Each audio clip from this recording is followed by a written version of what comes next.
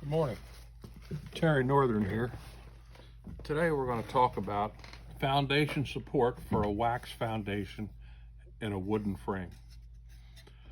There's various types of foundation. There's various ways to support it. This is a method that we developed due to the fact that my dad's fingers wouldn't work putting wires on it. So we come up with this idea. It is available at different beekeeping supply houses. It's in their catalogs. They are on the market. They're called pull and pop pins. They're rods. These rods will support your foundation by going across here. We'll put 2 into this particular frame. You can add more if you like. We're going to add 2 for the purposes of this video. Here we have our natural wax frame foundation. We want to slide it in the bottom of your frame groove here. If you're doing your frames, make sure you use an open groove bottom. See how the bottom's open there? Use that when you're using natural wax. That way when you fit your wax in there, you have a little room to play around with. You're not so tight. Because wax doesn't want to give like your polys will. Wax doesn't bend as much. That's why we need support on it. Your poly frames, you really don't need a support like you do a wax. I prefer, personally, wax in my deep boxes, definitely. The brood chamber net, I think they like natural wax. It's just an opinion. I have no facts behind that. Every beekeeper has their own way. If you're new to beekeeping, you're going to find out everyone has an idea. Everyone has something different. It's just the way it is. It's not good, it's not bad. It's the way it is.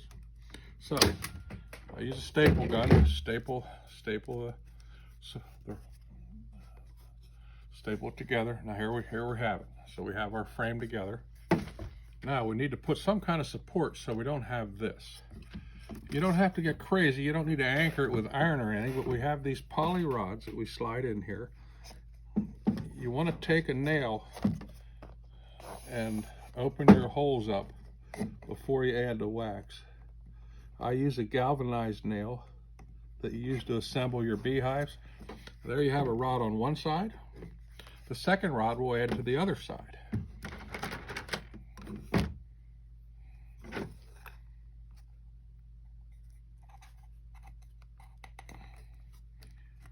So you pull the rod in.